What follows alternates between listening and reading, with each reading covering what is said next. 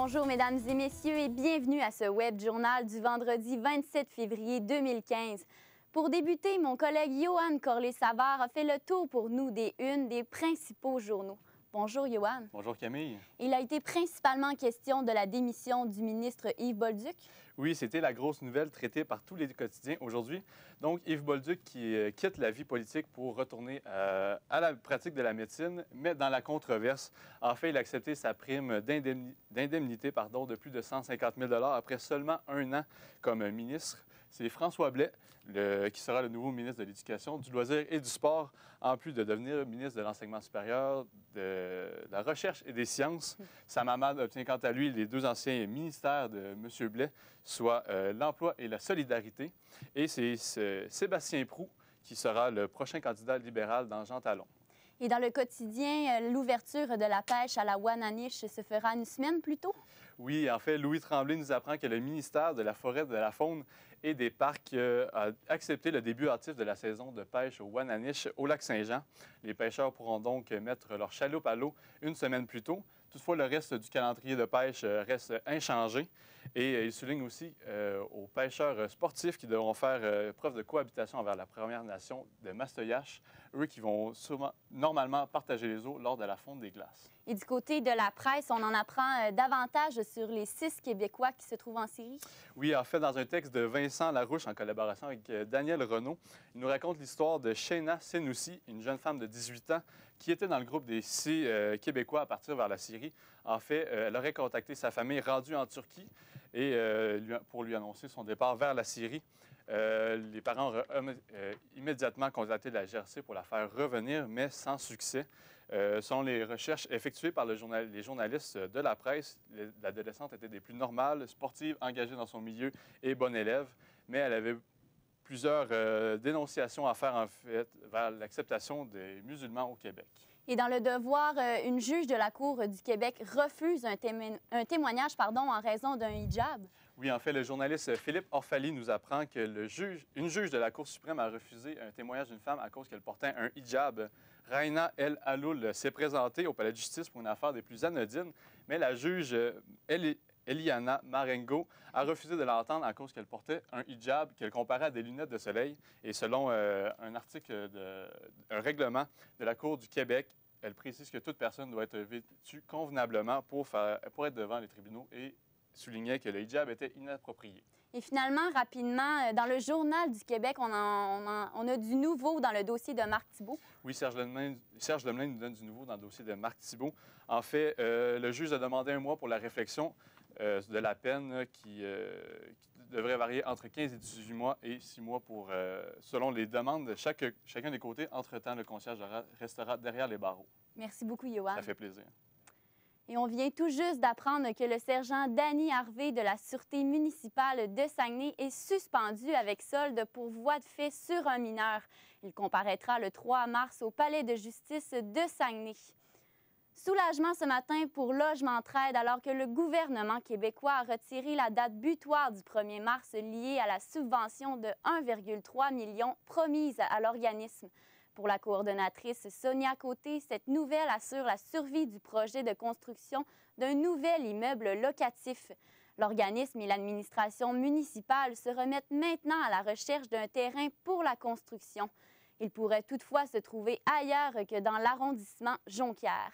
Sonia Côté dit avoir confiance en l'administration Tremblay et estime que les deux instances visent le même objectif, soit un dénouement rapide.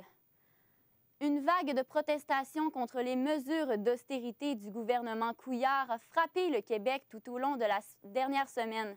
La région du Saguenay-Lac-Saint-Jean n'a pas fait exception et a aussi été touchée par des moyens de pression. Pierre-Paul Biron, aujourd'hui, c'est au cégep de Jonquière qu'avaient été invités les manifestants. Oui, tout à fait, Camille. Les moyens de pression qui se transposent aujourd'hui au cégep de Jonquière alors qu'il y a une manifestation présentement des employés, mais aussi des étudiants de l'association étudiante du cégep de Jonquière. Et j'ai avec moi Roxane Ocampo. Roxane, quel est le message que vous voulez faire parvenir au gouvernement Couillard ce matin? Bien, que les étudiants refusent l'austérité tout simplement. Ce printemps, c'est un printemps de solidarité étudiants-travailleurs parce que le démantèlement des services publics, ça affecte tout le monde. Et là, est-ce que tu crois qu'on peut s'attendre à un printemps semblable à celui de 2012? Bien, c'est pas du tout la même situation. Cette fois-ci, on s'attaque pas seulement aux étudiants. C'est vraiment l'ensemble de la société qui écope. Puis c'est ce qui fait qu'on pense qu'on peut tous prendre la rue, en fait. Est-ce que l'Association étudiante du Cégep de Jonquière a prévu d'autres moyens de pression à venir dans les prochaines semaines? Est-ce qu'il y a des discussions de grève qui sont sur la table? Ou... On va vraiment y aller avec ce que les étudiants désirent. C'est eux qui sont nos boss. L'Assemblée générale, c'est notre instance suprême. Alors, s'ils sont prêts à se joindre à la manifestation nationale du 2 avril, par exemple, on est all-in. Merci beaucoup, Roxane. Donc, les moyens de protestation qui étaient aussi du côté d'Alma hier après-midi. Je vous laisse voir les images que j'ai préparées pour vous. Une quarantaine de manifestants se sont donné rendez-vous jeudi midi au secrétariat des syndicats nationaux d'Alma pour manifester contre les coupures du gouvernement dans les programmes d'aide sociale. Après avoir pris d'assaut le hall de l'édifice du palais de justice d'Alma, les manifestants, qui provenaient de divers groupes communautaires et syndicats, ont suspendu une bannière à l'attention du ministre de l'Emploi et de la Solidarité sociale, François Blais. Puis il disait que le régime d'aide sociale au Québec était pourri, que ça n'aidait pas les gens à s'en sortir. C'est lui qui nous coupe ça aujourd'hui et qui réduit le personnel des services. De son côté, la présidente régionale du syndicat de la fonction publique et parapublique croit que les moyens de pression atteindront directement le gouvernement de Philippe Couillard. J'espère qu'ils se sont ébranlés et qu'ils vont voir qu'on est décidé et déterminé. Le moyen de pression de jeudi faisait suite à d'autres qui avaient eu lieu mardi et mercredi, notamment à Saint-Félicien et à l'Abbé. Donc, comme vous avez pu le voir, de nombreux moyens de pression ont eu lieu cette semaine au Saguenay-Lac-Saint-Jean. Et selon le président du conseil régional de la CSN, Ange-Albert Cotenoir, ce n'est que le début pour la région. Les gens, ils voient ce qui se passe, ils sont conscients qu'on est dans une situation très critique dans l'histoire du Québec, où on est en train de détruire les acquis des 50 dernières années. Donc, on peut s'attendre à ce qu'il y ait un peu plus d'action. Et fait à noter, Camille, un rassemblement d'informations a lieu en ce moment même à l'intérieur des murs du Cégep par les enseignants membres de la Fédération nationale des enseignants et enseignantes du Québec. Pierre-Paul Biron, ATM Nouvelles, Saguenay. Le Saguenay-Lac-Saint-Jean accueillera finalement un débat entre les candidats à la chefferie du Parti québécois le 12 avril au Cégep de Jonquière. L'exécutif régional du parti avait été déçu que la région soit écartée des débats officiels pour ne pas favoriser le député de Lac-Saint-Jean, Alexandre Cloutier. C'est de faire en sorte pour que nos militantes et nos militants puissent avoir la meilleure information possible, être le mieux éclairés pour choisir la meilleure personne qui sera tantôt notre chef du parti. Le débat se déroulera dans une formule personnalisée et les thèmes privilégiés seront la souveraineté, l'économie, l'environnement et le développement régional. L'équipe de recherche du projet Carbone Boréal de l'Université du Québec à Chicoutimi pourra poursuivre ses activités contribuant au développement durable pour au moins 4 ans. Le projet a reçu hier une contribution de près de 1 million de la part de Desjardins. Dominique Gombeil, comment cela a-t-il pu être possible?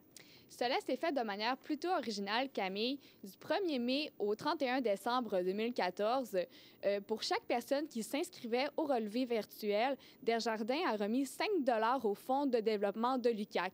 C'est donc dire que presque 200 000 personnes ont abandonné le relevé papier.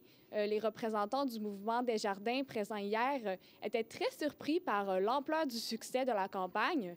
En plus, ça représente un geste symbolique, car pour chaque relevé papier envoyé en moins par la poste, l'entreprise diminue son empreinte carbone en sauvant des arbres.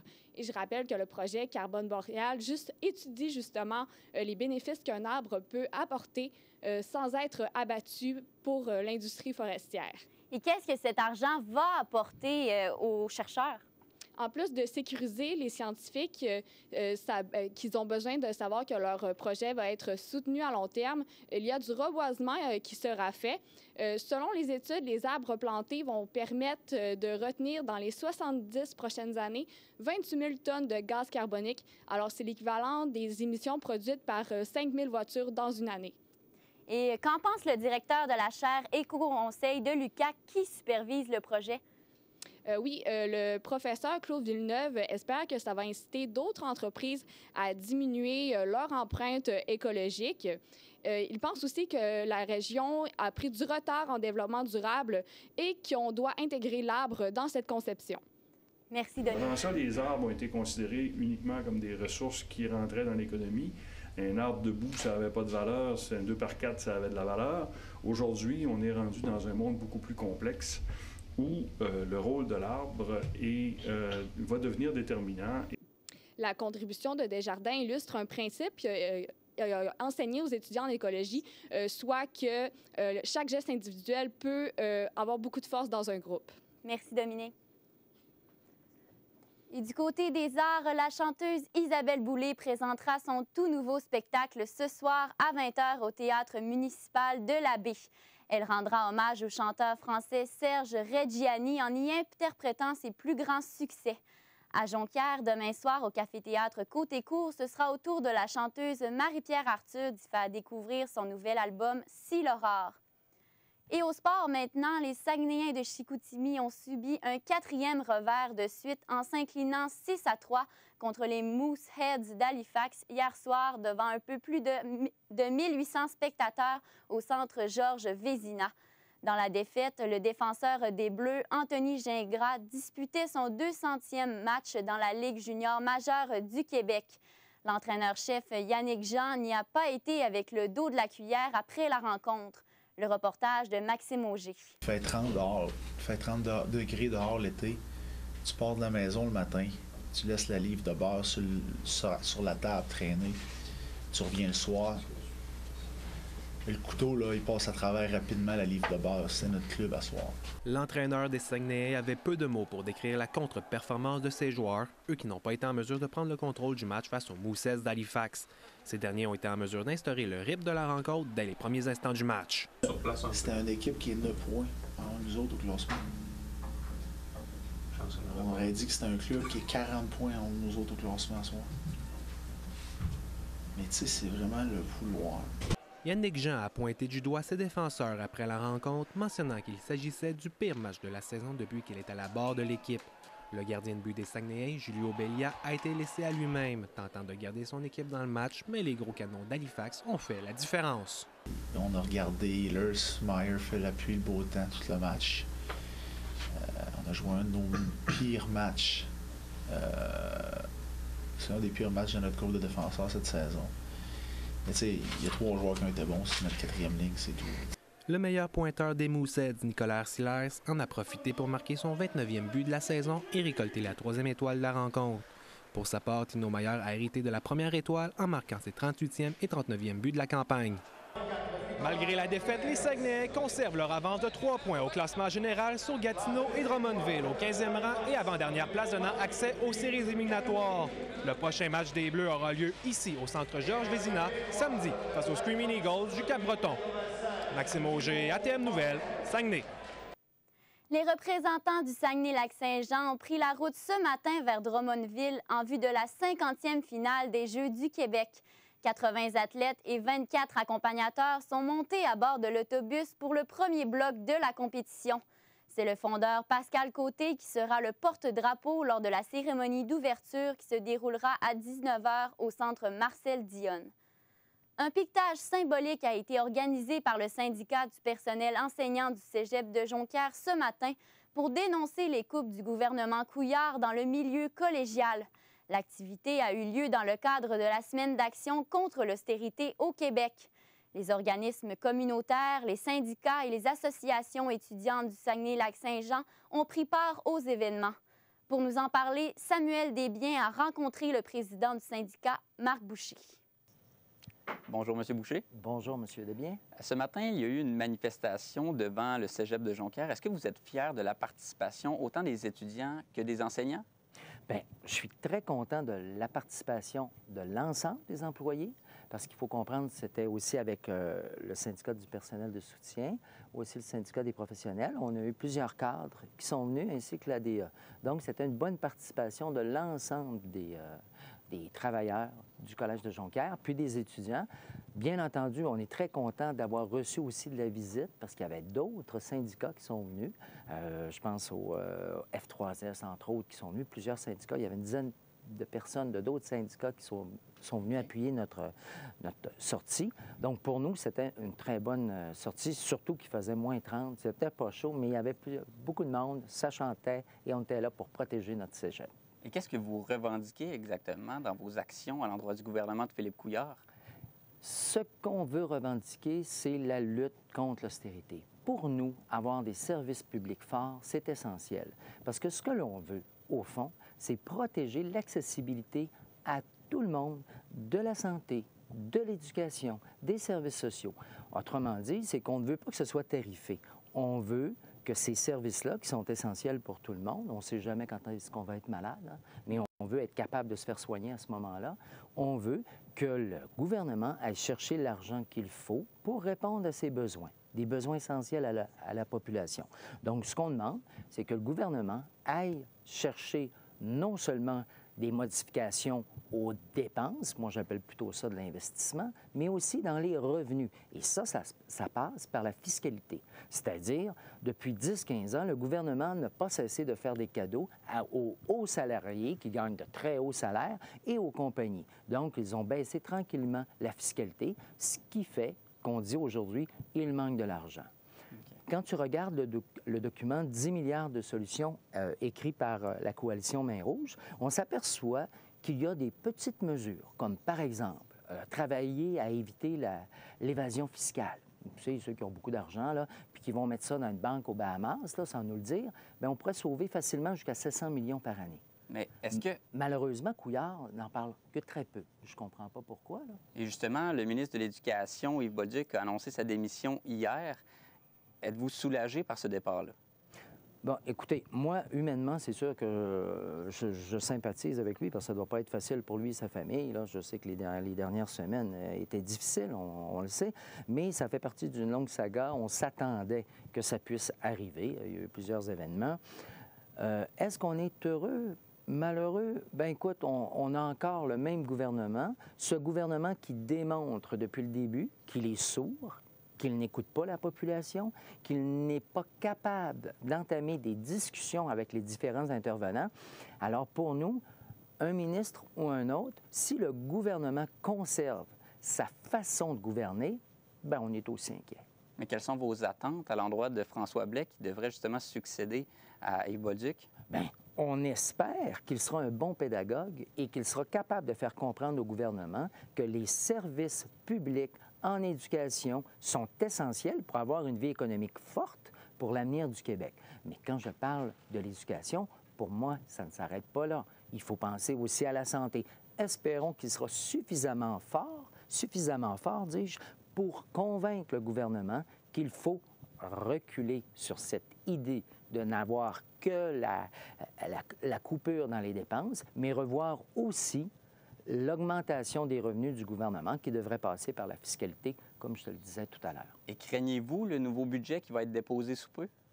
Bien, est-ce qu'on craint, est-ce qu'on est sortis aussi nombreux ce matin pour rien? Non, on le craint, c'est sûr. Parce que ce gouvernement n'a qu'une idée, enlever de plus en plus de fiscalité aux riches, aux compagnies, sans s'occuper du bien commun de la population. Alors oui, il y a de quoi craindre. Et les récentes compressions dans le réseau collégial ont déjà affecté les services aux étudiants. C'est donc les plus vulnérables qui sont touchés par ces mesures d'austérité? Bien, il est sûr que, comme n'importe quel service, il faut que tu aies le soutien financier pour pouvoir accomplir ta mission. Je plains beaucoup la direction du Cégep de Jonquière et des autres collèges qui ont à vivre avec ces coupures-là et qui se demandent comment ils vont faire pour donner les services auxquels vous avez droit et auxquels vous avez besoin afin de nous permettre de réussir notre but commun, qui est de vous accompagner à rentrer dans le marché du travail avec une bonne formation aussi citoyenne. Mais pour ça, il faut avoir les moyens pour pouvoir avoir les gens qui sont en place pour répondre à ces services. Et en terminant, est-ce que le syndicat a prévu d'autres actions au cours des prochaines semaines? Bien sûr. Et on n'arrêtera pas là. Et je crois que l'ensemble de la population n'arrêtera pas là. Parce que ce n'est pas que le cégep. Ce n'est pas que les gens à l'intérieur du cégep, c'est les gens de la santé, c'est les gens des services sociaux, c'est l'ensemble de la population qui, tranquillement, commence à voir que ça va coûter très cher dans le futur du Québec. C'est un recul de 50 ans, une période très sombre du Québec. Et très rapidement, vous êtes en faveur d'une grève à partir du 21 mars? Bien, nous, on est en faveur d'avoir une grève sociale. S'il y a une journée comme il peut se faire en Europe où la population sort pour envoyer un message clair, oui, mais nous, on est en négociation, puis le droit de grève, ce ne sera certainement pas envisageable, là, une grève comme on l'entend avec notre employeur. Puis ça, c'est un autre dossier, c'est notre convention collective qui se fera à l'automne. Pour ce qui est de maintenant, c'est plutôt, on est dans le même mouvement, se faire entendre par le gouvernement pour lui dire « Stop, tu as pris la mauvaise direction. » Merci beaucoup, M. Boucher. Merci, M. Desbiens. Je m'entretenais avec le président du syndicat des enseignants du Cégep de Jonquière. De retour à vous, Camille. C'est ce qui termine notre web journal. Merci d'avoir été là. Au revoir.